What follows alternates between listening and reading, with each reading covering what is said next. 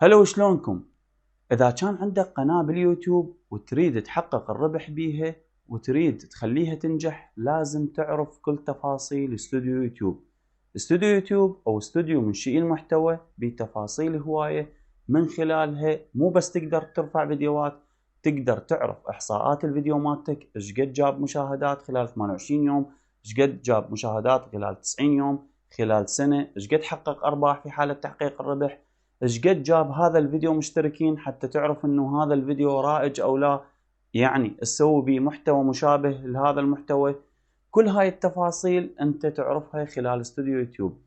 انت تريد تنزل موسيقى تخليها باك جراوند للفيديو مالتك، لازم تعرف استوديو يوتيوب، لازم تعرف كل تفصيلة موجودة باستوديو يوتيوب حتى من خلالها انت تقدر تنجح. مرات تحتاج ان تتواصل ويا الدعم الفني اليوتيوب بخصوص فيديو، بخصوص مشكلة، ايضا لازم تعرف منين تدخل إليه من خلال استوديو يوتيوب. تحتاج تغير الوصف، تحتاج تثبت عنوان معين، تحتاج تضبط العملة في حالة الأرباح. كل هذا موجود باستوديو يوتيوب وتفاصيل أكثر. تابع الفيديو الأخير وخليك ويانا، خلينا ننتقل لشاشة الحاسبة ونسولف التفاصيل أكثر. أصدقائي، أفتح متصفح جوجل وأدخل على اليوتيوب. هنا عندي هذا شعار القناة، أجي أضغط عليه وأجي أروح على استوديو يوتيوب. هنا انفتحت عندي الصفحة الخاصة باستوديو يوتيوب أو استوديو منشئي المحتوى. طبعا خليني نشرحها من البداية.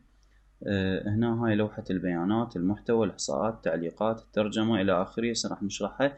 خلينا نشرح بقية النوافذ. هنا عندك شعار القناة، من خلال شعار القناة تقدر هنا قناتك تروح لقناتك، هنا اليوتيوب الصفحة مال اليوتيوب، هنا تبديل الحساب، هنا تسجيل خروج، وهنا مظهر الجهاز في حالة تريد تغيره للوضع الداكن. هنا من خلال هاي النافذة تقدر تحميل فيديوهات، بث محتوى مباشر، تقدر إنشاء مشاركة، قائمة تشغيل جديدة أو بودكاست جديد. من خلال هذه هي مساعدة مال جوجل. هنا هاي علامة الرسالة، من خلالها تقدر تتواصل ويا الدعم الفني لليوتيوب. تقدر تختار هنا اللغة العربية أو اللغة الإنجليزية، وتقدر تدز أي مشكلة خاصة بالقناة. هذا هو البلوك الخاص بالأخبار. هنا الأخبار هذا يتجدد بشكل يومي. هنا أفكار مخصصة للقناة. هنا راح يطلع لك إحصاءات حول القناة، يطلع لك المشتركين الحاليين، يطلع لك الملخص، عدد المشاهدات، وقت المشاهدة إلى آخره. هنا الفيديوهات الأفضل أداء، هنا آخر فيديو، هنا في حالة وجود مخالفات أو في حالة إنجاز جديد راح تظهر عندك بهاي النافذة. هنا الانتقال لإحصاءات الفيديو، الاطلاع على التعليقات، وهكذا. هنا أحدث التعليقات. طبعا هنا فالصورة مختصرة للما موجود بهنا بالقوائم هذه اللي راح نشرحها. هنا نجي للقوائم هذه هي لوحة البيانات، هذا أحدث فيديو. هنا المحتوى، نجي خانة المحتوى. هنا يطلع لك محتوى القناة، الفيديوهات اللي انت نشرتهن من بث مباشر، من مشاركات، من قوائم تشغيل إلى آخره. يطلع لك ياهن من أحدث يعني فيديو إلى آخر فيديو. طبعا من خلال هذا الخيار تقدر أنت تعرف مستوى العرض، تحقيق الربح، القيود، التاريخ، المشاهدات والتعليقات ونسبة الإعجاب. لكل فيديو من الفيديوهات هنا عندنا مستوى العرض إن كان علني أو مدرج، هنا إن كان تحقيق الربح. طبعا في حالة تحقيق الربح هنا إذا كان بقيود مثلا أو كان محتوى مثلا معاد نشره، هنا تاريخ النشر، وهنا المشاهدات إلى آخره.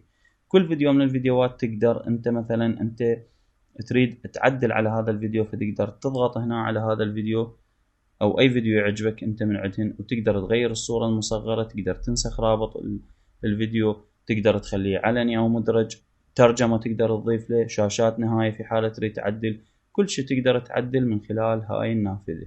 نرجع، وبقية الفيديوهات كذلك أنت من خلال هذه الأوبشن تقدر تتحكم بأي فيديو خليته. مثلا أنت عاجبك تغير الوصف، عاجبك تغير العنوان، يكون منه. بالنسبة لهذه الأيقونة الخاصة بالفلتر، أنت مثلا تريد توصل مثلا عن طريق عنوان للفيديو، حافظ عنوان، تريد دخل عنوان عن طريق مشاهدات. مثلا إذا عندك مثلا فيديو تريد تشوفه مثلا مشاهداته، مثلا عندك مشاهداته فوق 50,000، يعني تقول يا فيديو عندي فوق 50,000، تكتب 50,000 وتعطيه تطبيق، راح يطلع عندك الفيديوهات، كل الفيديوهات اللي عندك فوق 50,000 إلى آخره. طبعا أنت عندك من ينفتح عندك هاي الفيديوهات تقدر تدخل على أي فيديو من عندهن، تقدر تدخل على أي فيديو من عندهن وتقدر تعدل به من عنوان إلى وصف إلى آخره. هذا ينفتح عندك الفيديو. من خلال بعد ما ينفتح عندك الفيديو تقدر هنا تدخل مثلا هنا للإحصاءات، راح يطلع عندك الإحصاءات الخاصة بهذا الفيديو.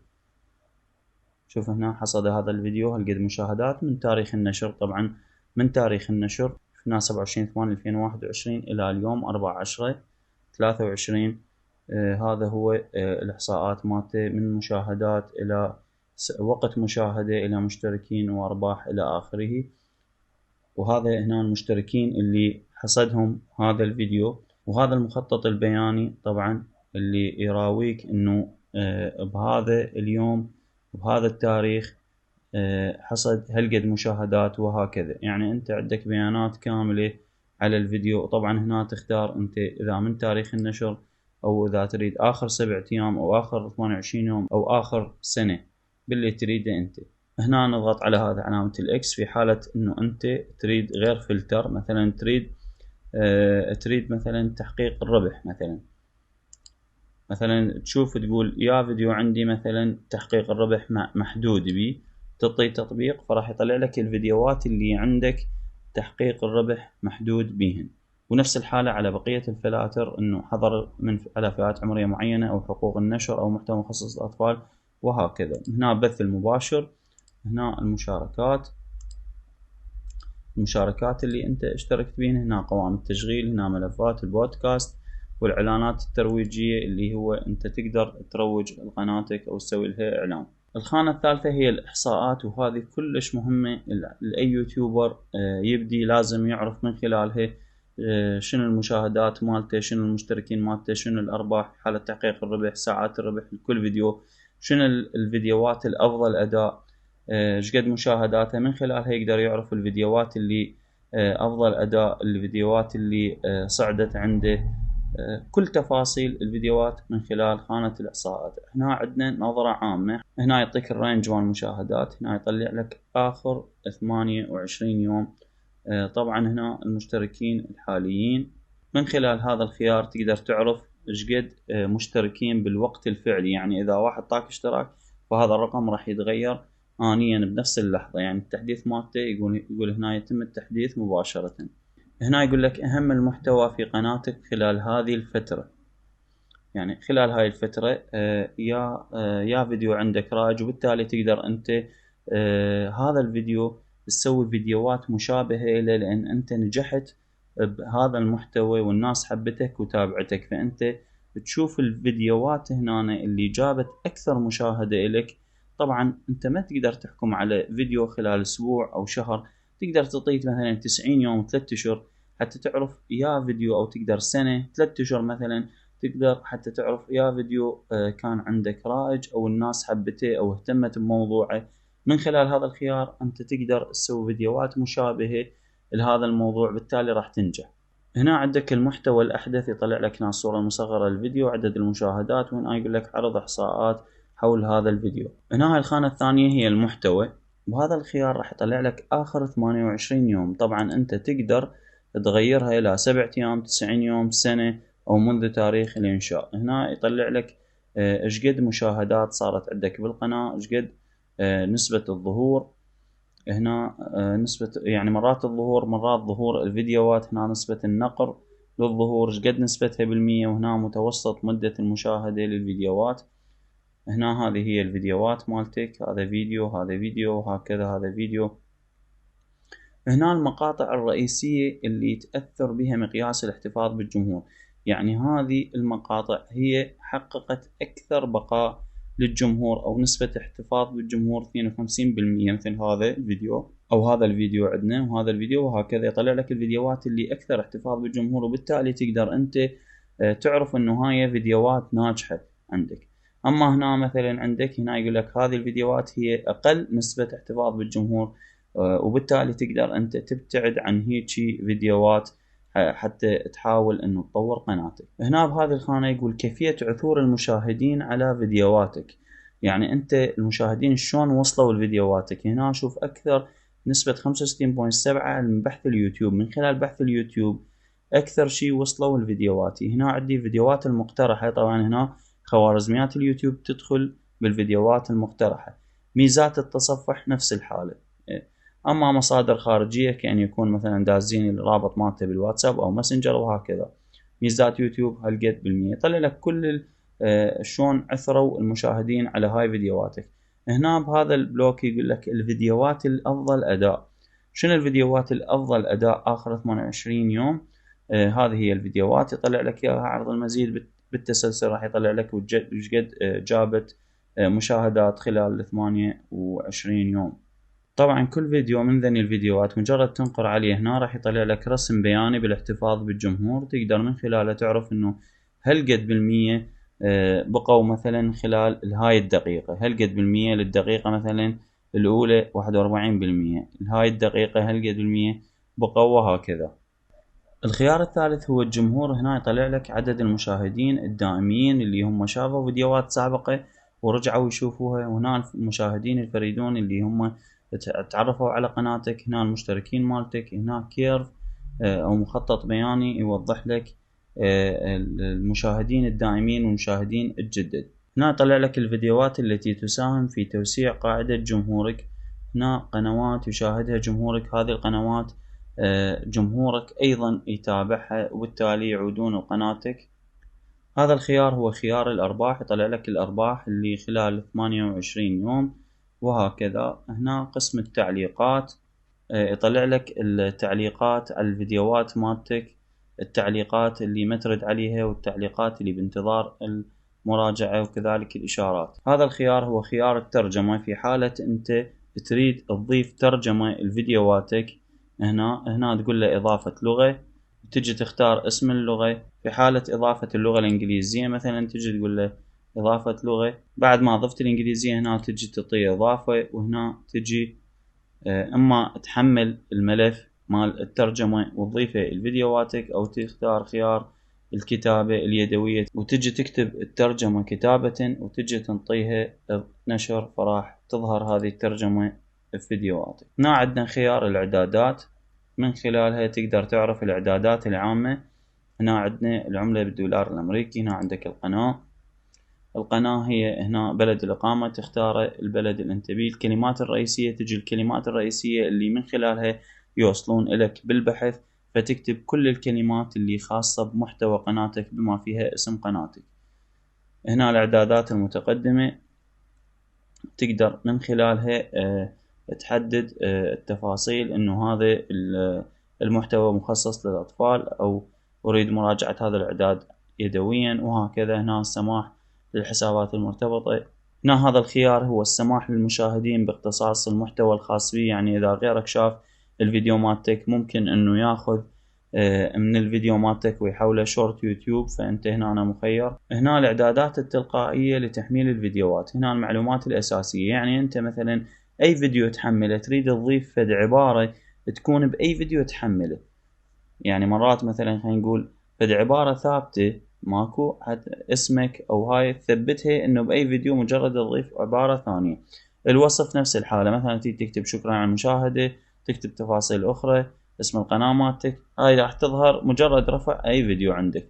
هنا الخيار انه مثلا علني او تريده مدرج يثبت عندك مجرد انه تختار. وهنا العلامات هو نفس الشيء، هي كلمات تسهل عملية البحث على قناتك. وهنا المنتدى في حالة أنت ضفت مشرف تريده يدير قناتك وهكذا. هنا عندك الاتفاقيات مال الربح، واتفاقيات الربح من شورت، واتفاقيات تحقيق الربح على صفحة المشاهدة. هاي طبعا إعدادات لازم تغيرها أو توافق عليها عندما يتحقق الربح بقناتك. هنا عندنا إرسال ملاحظات، في حالة أنت تريد ارسال ملاحظات للدعم الفني اليوتيوب، تقدر هنا تكتب لهم شنو الوصف مال المشكلة مالتك، وتقدر تلتقط هنا لقطة شاشة، من خلالها تقدر ترفع لقطة الشاشة اللي تريدها انت وترفعها بالاضافة للملاحظة اللي تخصك وتدزها الدعم اليوتيوب وهم يتواصلون وياك. هنا هذا الخيار هو حقوق الطبع والنشر في حالة انه عندك محتوى مالتك غيرك اخذه، فتقدر من خلالها هنا تسوي طلب ازالة المحتوى، تقول لهم هذا المحتوى خاص بي. هنا هذا الخيار تحقيق الربح هو يراويك انه انت مفعل الربح على الفيديوهات الطويلة او فيديوهات الشورت وهكذا. هذا الخيار هو التخصيص، من خلاله تقدر تخلي لك مقطع دعائي للقناة يشاهده الزائرون الذين لم يشتركوا في القناة. يعني الاشخاص اللي ما مشتركين عندك بالقناة اول ما يدخلون قناتك راح يظهر عندهم هذا الفيديو. وهنا فيديو اخر تقدر من خلاله تنشر فيديو للاشخاص المشتركين بقناتك. هنا تظهر عندك الفيديوهات مالتك، هنا تظهر قوائم التشغيل، كل قائمة وش قد فيديوهات بيها، هنا قوائم التشغيل، وهنا الفيديوهات القصيرة تظهر عندك بهذه الخانة.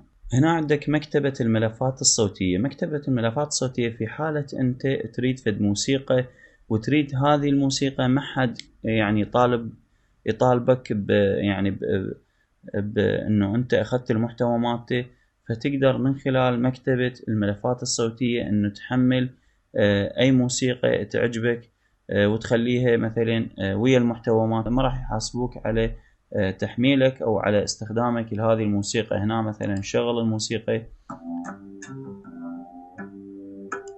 وهنا تقدر تنطيها تنزيل منها، وهنا تنزل عندك طبيعي تقدر تنزلها وتقدر تستخدمها بالمونتاج فيديوهاتك. طبعا هاي العلامة عندك معناتها انه اليوتيوب يرخص لك استخدام هذه الفيديوهات خلال فيديوهات يوتيوب. طبعا هنا عندك هم يعني تقدر تفلتر من خلال هذا، تقدر تفلتر انه اسم الفنان او المدة الزمنية الخاصة بالمقطع وهكذا. لهنا حبايبي انتهى الفيديو مالتنا، اتمنى ينال اعجابكم، ومثل ما قلت لكم هذا شرح مختصر. ان شاء الله الفيديوهات الجايه ندخل على كل تفصيله من عندهن ونشرح بشكل اوسع. اتمنى اكون فدتكم بالفيديو، لا تنسون اللايك، لا تنسون الاشتراك. اخوكم عادل الربيعي، في امان الله.